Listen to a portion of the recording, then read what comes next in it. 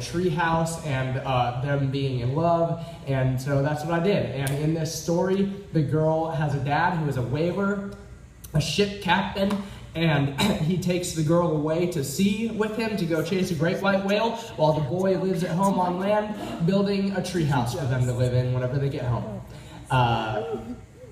The girl, not the dad. The girl and the boy are going to live in the tree house, not the dad and the boy. Just for just setting it straight. But yeah, so like some weird Herman Melville's Moby Dick meets a Wes Anderson movie kind of a thing, and that's what it is. And for the record, I mean, like, I can't say this is so beautiful, you are gonna see God in it, you know, whatever. Like, yeah, that's a thing that you have to decide. So this is definitely not like, oh yeah, I figured all that out, now I made something beautiful. But I think it was a push in the direction of feeling free to be able to do so. So this story is called Correspondence of Fiction, and I hope that you enjoy it. I'm gonna press the space bar because it's just how it all starts. So. Woo! Oh God. There it is. There's some noise. Did you pick up that noise? Yeah? You need the volume up? There it is. There it is. So these guys write letters back and forth to one another via the ship captain's liquor bottles that float back and forth through the waves on the sea. Like that Christina Aguilera Genie in a Bottle song.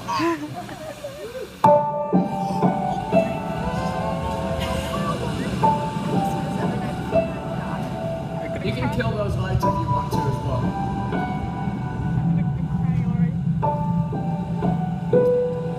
My love, when we first set sail and pushed off to sea, I stood at the bow looking backward, dry-eyed and imagining that the world in all of its color and grandeur and majesty had been devastated by that same flood I'd seen when I told you that my father was making me leave.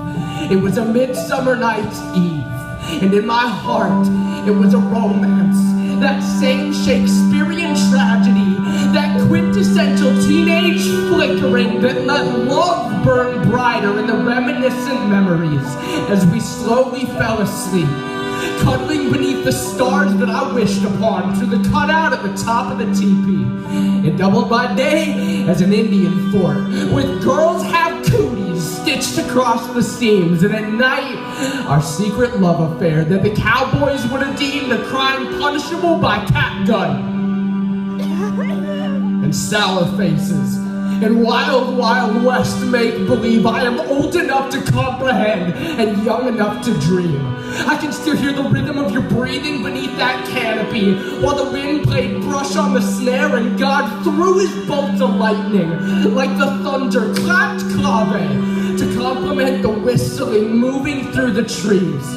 And remembered you promising that when we grew up, you'd build a home for me.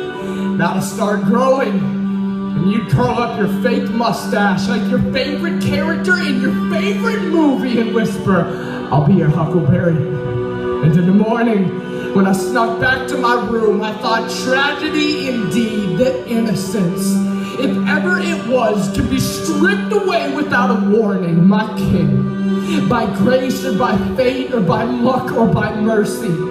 I trust the moon will carry your letters safely to me. This flood rescinding will give way to land depending, and like the hand of God gave olive leaves to encourage that ancient family, my dove, with love and sincerity and all that I have to offer you. You're queen. And my everything! I found your letter inside of a bottle and didn't know what to say. It was broken further down the cove. Ink spilt hallowed but such a shallow grave. Read your poem like it was life in itself. Starved for hope like the waters were too hard to navigate. But it figures if I was going to build us a home, well then your heart would find its way.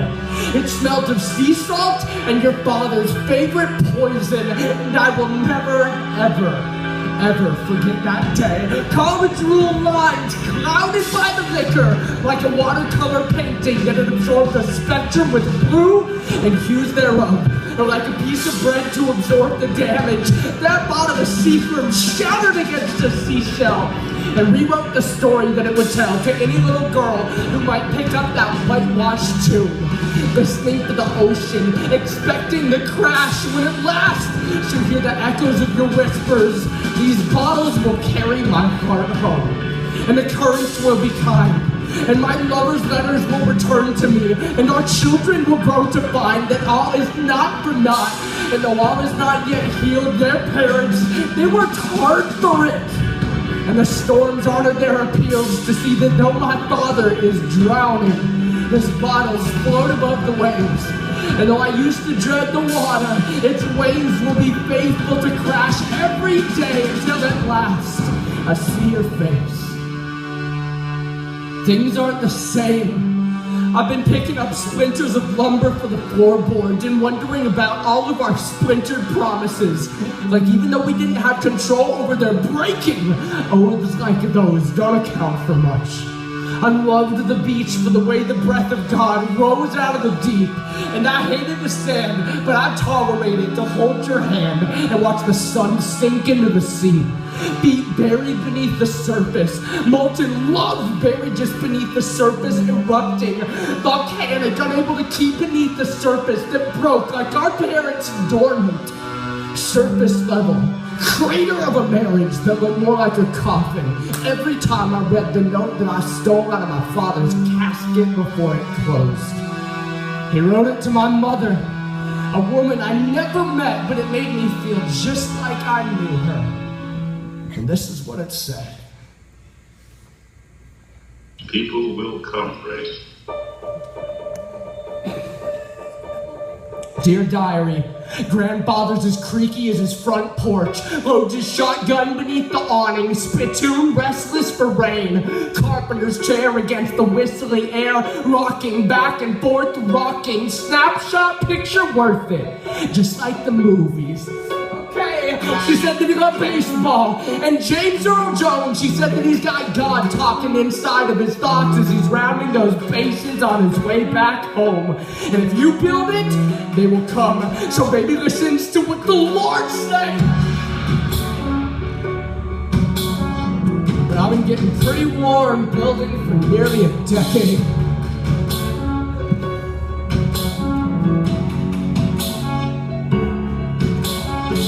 In a perfect world, we shouldn't have been allowed to lose sight of what it means to love wholly. I got a Polaroid hanging on my wall that a friend took of me and my angel. I remember the day like it's something I can touch, but it's stuck in the square between the borders of the film, and I can run my fingers over our faces, but I can't get back to the places we were. You got a pain in your bones, son. It compels you forward like you're tied to a slave master's cruel hand, and it's the same pain that drives that oppressor's heart of stone. So you've grown to love the man. You keep pouring yourself out again and again into legible lines through a crooked pen.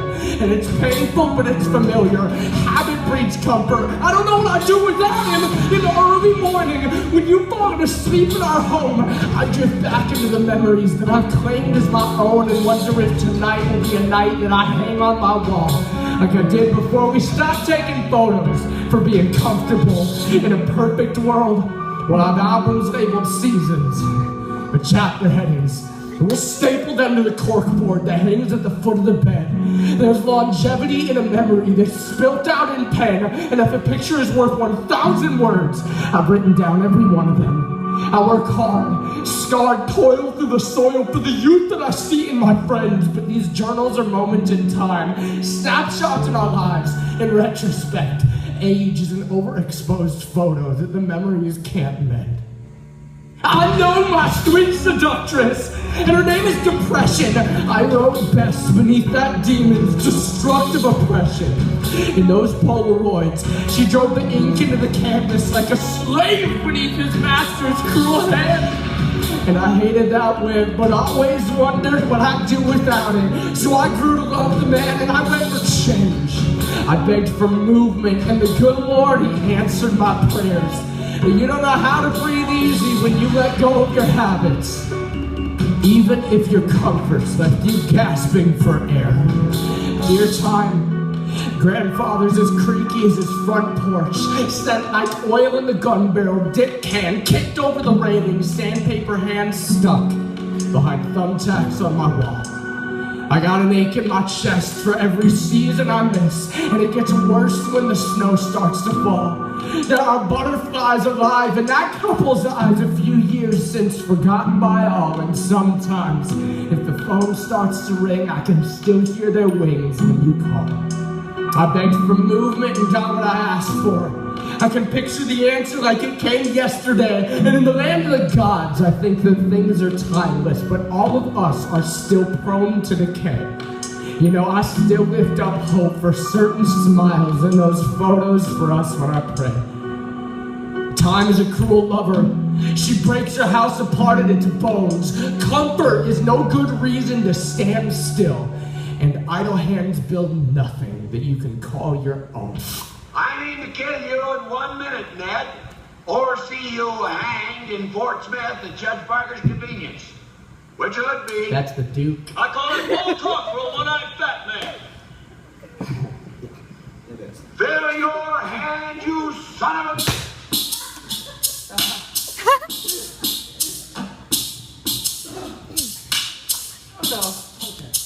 God, when the sun sets or escapes, well, there's a painter who paints, and when he paints, we just take in the ripples the paints make when they swell against the textures on the page and name them waves. Back home, my other spends his nights all alone and thinks it's all about perspective and taking my thoughts captive. He'd be captivated by it. It's all counterfeit. It's all functional saviors that don't function or save you. It's all identity dripped. It's all grandiose promises exposed as illegitimate. It's the where my father seeks and swears by like it'll bring unity to our family. It's the way my mother drove away the same day that she drove the man to drink and called it killing two birds with one stone, or three, if you count me. I was a seed. She used to say I was the only beautiful thing that ever blossomed from her branches, and I guess I wasn't beautiful enough to keep. The gun was cocked and loaded years before I ever watched her leave, and we always saw her finger on the trigger, trembling. I have heard tales of lovers broken by the bullets that we call our parents. For example, in 50 BC, Parthenius and Nicaea penned the Iranian lover into Narcissus' story, who gutted himself with a sword on the man's doorstep. So, in 8 AD, Ovid found Echo in a mountain crevice, rejected and lonely, until only faint shivers of her whispers remained. And to me, this far removed, they are as clear as the day. With that name's voice in my head, hearing Poseidon's domain, throbbed the fury with which Arminius and that pagan deity prayed for all of the fiction children believe, and by which we are betrayed. And despite the wind constantly driving and tossing the waves and all my double-mindedness, I still hear the refrain, this is not your story.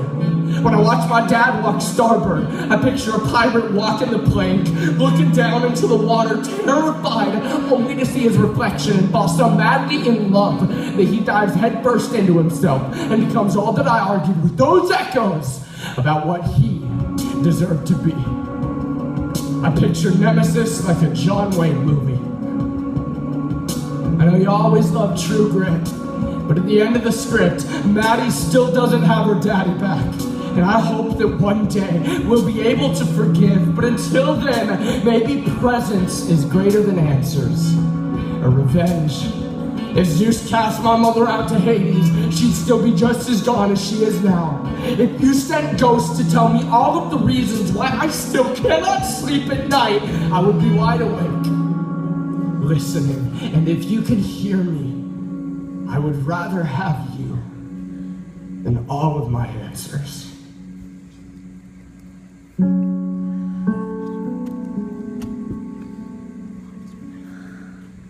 If you can hear me,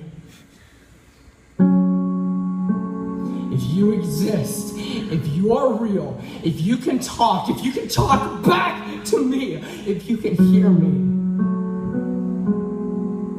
I would still rather have you than every single one of my answers.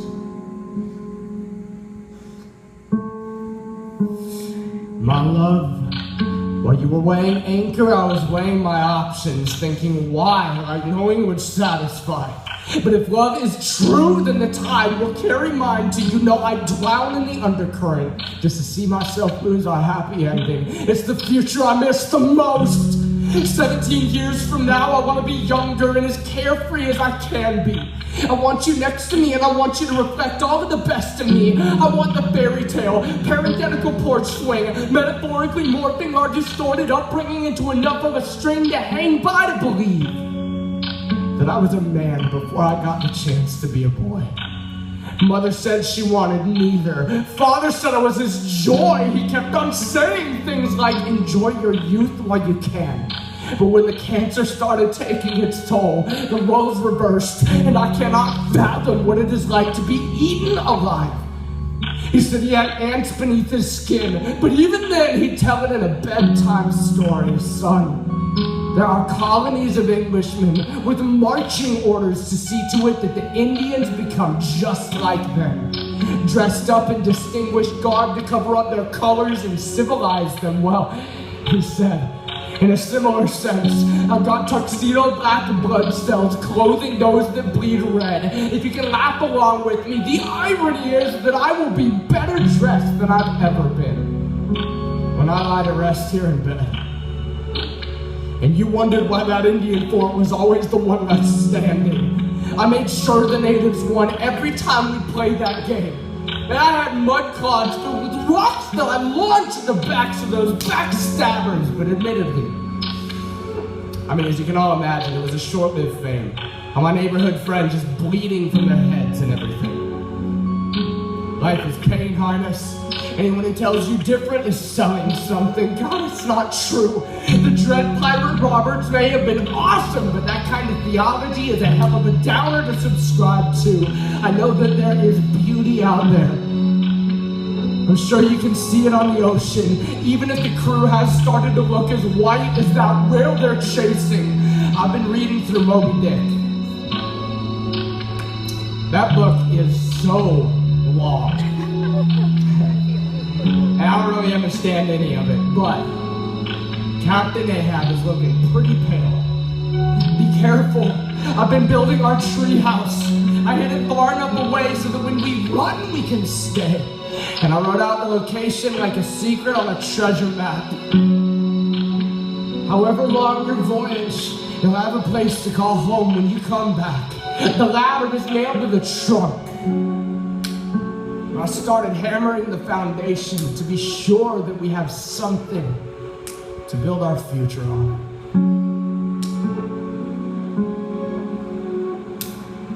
How I long for the day that I get to see your face, my strength,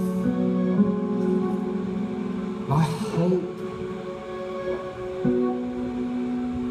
my song. You are my song.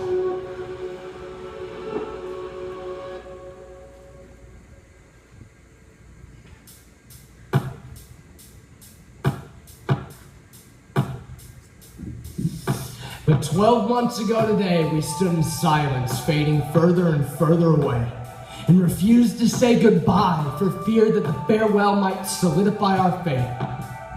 I knocked on every inch of this vessel to keep that fear from coming true. Goodbye is a definite word, an infinite word, an intimate word. And in case you hadn't heard, there are no waterfalls at the edge of the world that fall off into eternity. Sorry. I'm bringing home scrimshaw to hang from the walls or the branches of the balcony. Father gave me 2 teeth from the beast they harpooned last week, and they've been cleansing the creatures at dock. Oh, I've been busy getting my feet steady underneath these sea legs. I had a week or more to explore those foreign shores, while the crew and the captain knocked at every brothel door.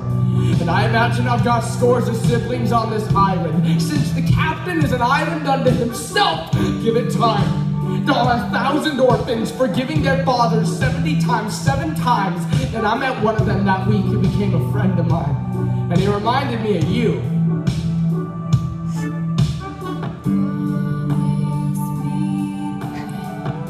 Don't be jealous, he wasn't quite as cute. You know, he didn't have the Indian feathers or the tomahawk that you've been building. my shelter with. And God knows I'm gonna need it, shelter. But we followed a road out to the country that he said he'd known about for years and claimed it was haunted. And boys always tell those tales when they want to put their arms around you.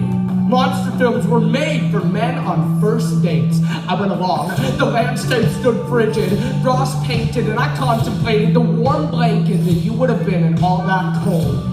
I saw ghosts every time I opened my mouth to breathe in and out and pretended that it was smoke, like the bubblegum cigarettes that we used to give in the corner store before it died with your dad. Acted like they were opiates before the buffalo dance. The fog was like poetry. Difficult to define, but I am completely indifferent to what it means, so long as all of us are able to get lost in it. The boy and I met a mystic at the top of the mountain. The mist cut her straight in two, layers over her legs to keep the cold from coming through, but belly up, half a sundress, and she looked at us and said, "Get your head out of the clouds." With the sun shining down, I'm thinking about what she meant.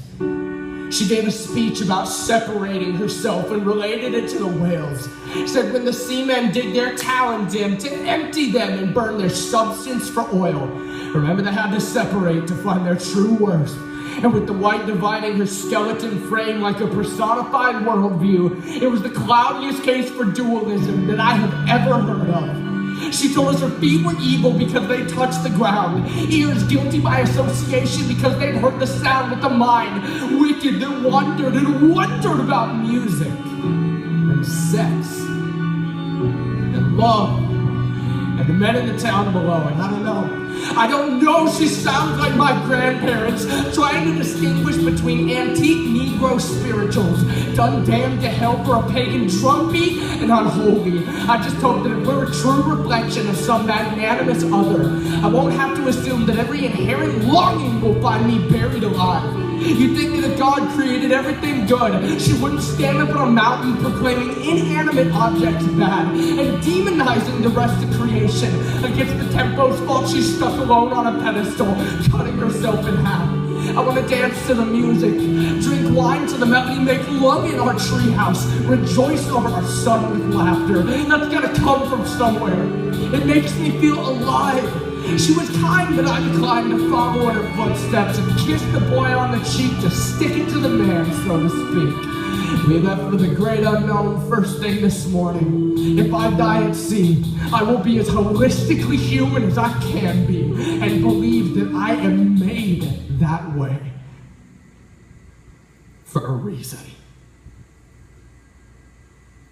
When I sit on the pier and wait for that black abyss to swell and spit out your letters, my heart rises and falls with the water, and sometimes I just wish it would swallow me. Heaven, the expanse above, the tide rising and beneath the rain falling. I swear sometimes breathing feels just like drowning, stuck here in between. But when your bottles float in, there is nothing as beautiful as their dim glow, and my heart longs after them. Their colors catch my eye, dank bourbon or molded green protecting white sheets painted with calligraphic handwriting, tainted with damp expressions of the bottle's history, but purely you. I've been thinking about what beauty is, and no thinking has added beauty to it. All I know is that it points beyond itself.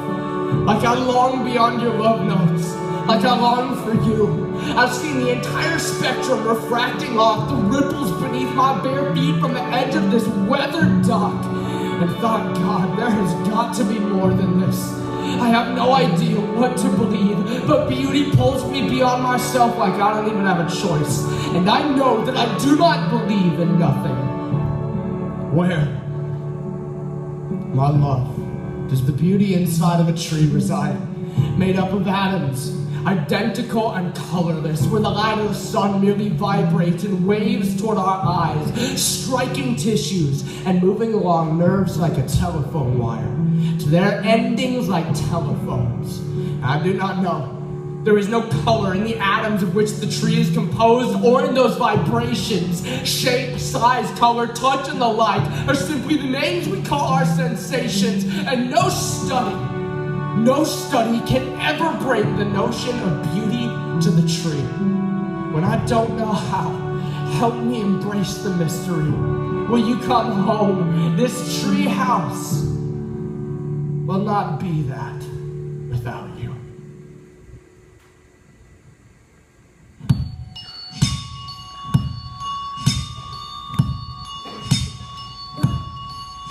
You okay? Okay. Chapter 8 is from the Father.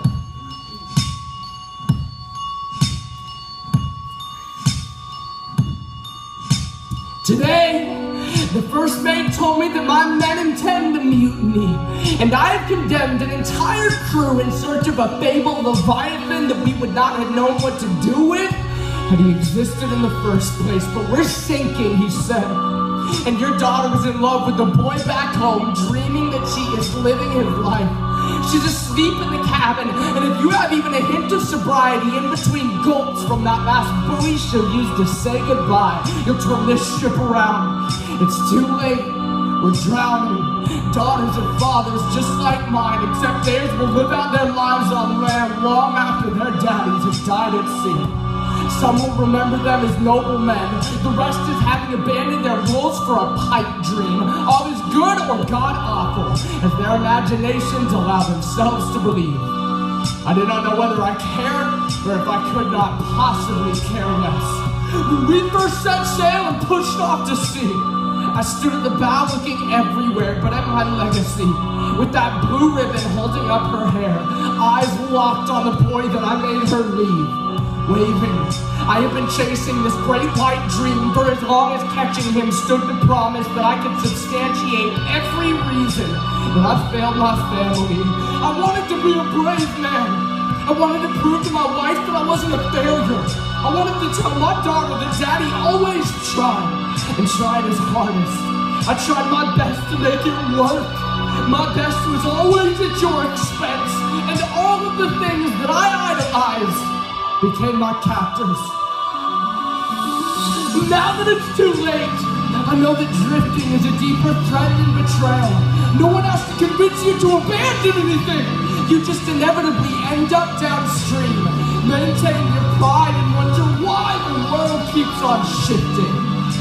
Convinced that you are still standing in the same place. You never mean to drift away. Maybe if you survive and find this, I was right about one thing. Your mother used to say that I was afraid, but apathy is not the same as escape. And I was never running. It's just that I was never fighting. Indifference sneaks in subtly. And subtleties can kill a man. It'll be of no difference to you. Though if there is a God, know that I will stand before him with no excuse. And I can only assume that he will weep. Tragedy indeed. That innocence, though it never was, could have been.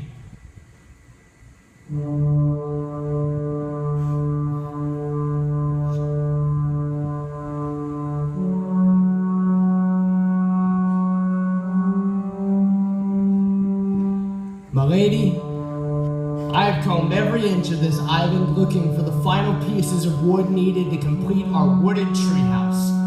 I marked the path with cryptic carvings of arrows for right turns and bayonets for lefts, and eventually it drops off into a waterfall. And you can rest assured that if anyone sniffs out our steps, every adult will sneer and bet that no one would be dull enough to jump off and into it. Like we are growing, but childlikeness is the only way to live. So hand in hand, I will stand for nothing less than dives, head first, and also backflips, and also gainers. You can do a gainer if you want to. But we're gonna give this whole life everything that we've got. And if that means jumping off of really high rocks and into water, then so be it.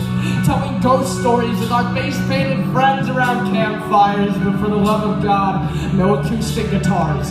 I hate campfire acoustic guitar guys. And we'll have sleepovers and sleep over one another, and you'll get a chance to see your wishes come true beneath the same stars that I heard you whisper to when I pretended to be asleep all those months ago. We've been playing our games, but they're just not the same without my Pocahontas here to rescue me. Somebody always plays your Algonquin dad chief, and I am constantly John Smith getting my head bashed in with a war club.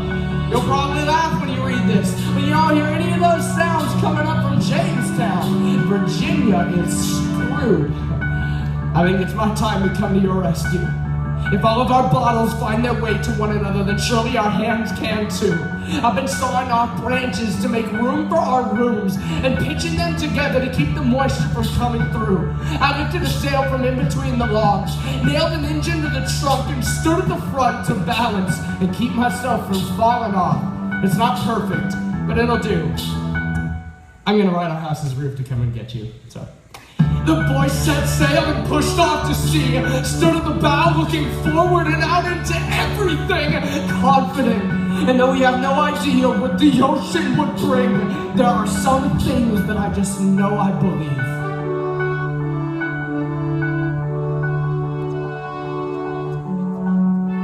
No matter how irreconcilable they seem,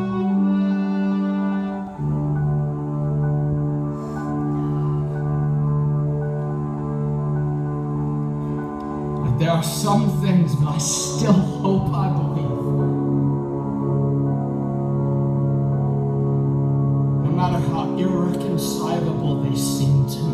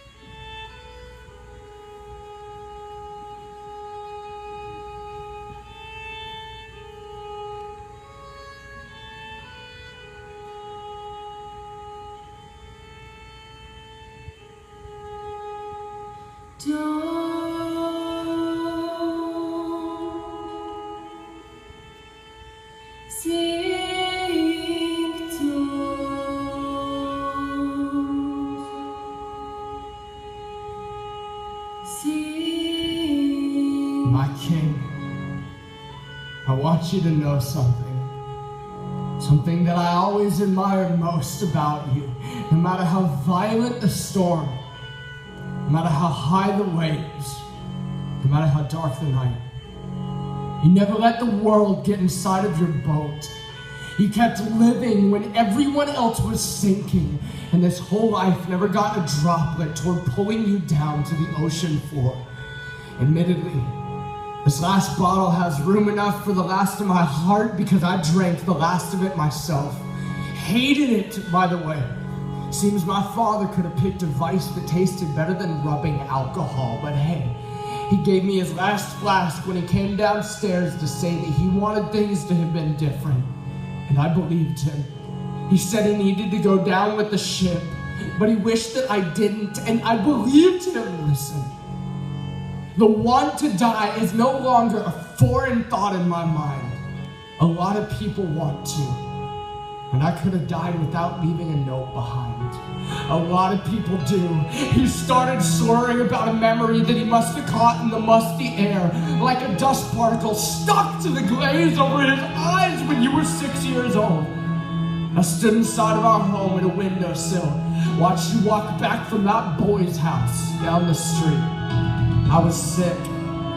I went back to bed before I thought you saw me. And when I heard you call out, Daddy, I pretended to be asleep. I just didn't have the energy to get up and keep you from believing in the ghosts that you've seen ever since. He finally fixed his gaze, afraid, and said, Honey, They have been haunting me. And I hope that you don't have to see them any longer. I believe him. If I can give you anything, let it be that I have not been my farewell from the ocean, but from the moment I waved goodnight after our first victory as body-painted newlyweds in a cul-de-sac colony, looking forward to morning when our parents would let us sail through the quiet neighborhood streets, and the dawn would bring us back together again. We were cowboys, and we were Indians, and we were pilgrims. And none of us ever cared that cowboys didn't come here from England. We were just making our pilgrimage toward the sun, searching for freedom and rewriting history for everyone, for all of us. But mostly us. Baby, I'm still playing our game. I'm just sailing for the new world alone this time. I wish I could come back to tell you what I find, but life has never consulted me before making all of these big decisions, and I stand helpless and hopeless unless the beauty you see in the mystery really points to something. I wish we could explore this together. Let me tell you, to die will be an awfully big adventure, but don't get lost, boy. We have got to talk to one another about this someday. It's time to say goodbye. Such a definite word, an infinite word, an intimate word, but it needs to be heard so that you don't have to wonder why the bottles stopped coming. You need closure to move on. You can't sink with me.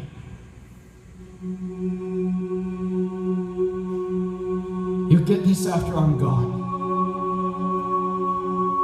And I hope that you can use our treehouse to love someone else once the tide has finally set you free.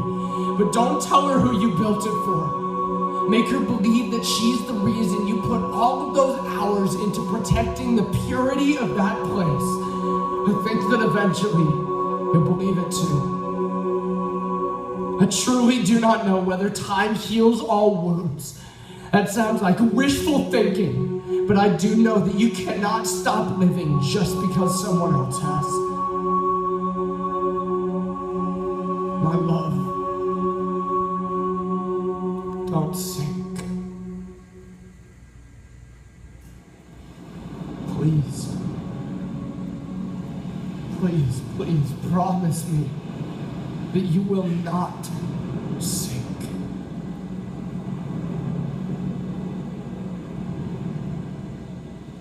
Don't sink. Your queen.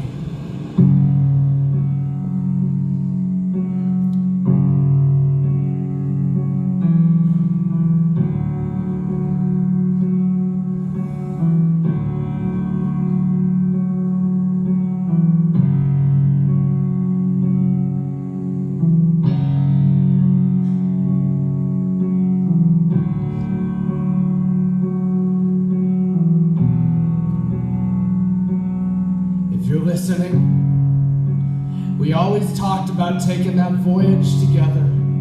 We didn't want to die in our sleep like so many people wish for, or at least she did. She thought it sounded boring, and even though dying scared me, I wanted to be brave enough to engage in the fantasy.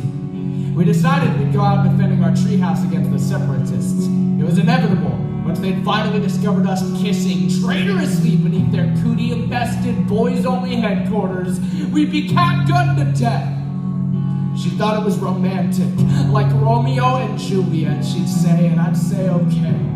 But wonder, like I always do, if anyone's actually heard that story.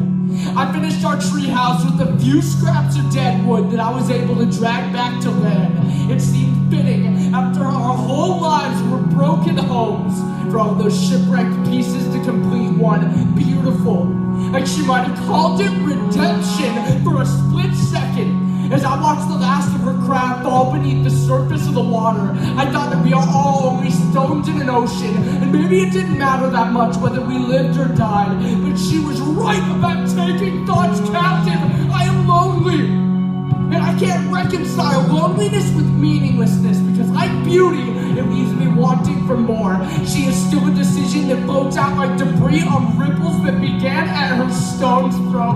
God, you are a mountain to me! Your earthquake leaves me trembling and I long beyond your beauty, past your breaking and out into whoever's responsible for your new beginning. Maybe he knows the end. Maybe he knows the end. When you first set sail and pushed off to sea, I stood on the shore looking forward, tongue-tied and stubbornly holding tears behind my eyes. No matter how much I liked you, girl, there was still some boy in me. I wasn't about to weep, with you staring back, smiling. I guess this is goodbye. And I've done every inch of this treehouse to keep that word away. But goodbye, despite all of my efforts, remains. This is the last of our bottles. If it ever makes its way out to the new world, know that it was unending love that fueled the moon's magnetic pull to pursue you through the death that threatened to conquer it. And it is beautiful. It cannot fail. It cannot fail. Definitely. Infinitely. Intimately. Your king.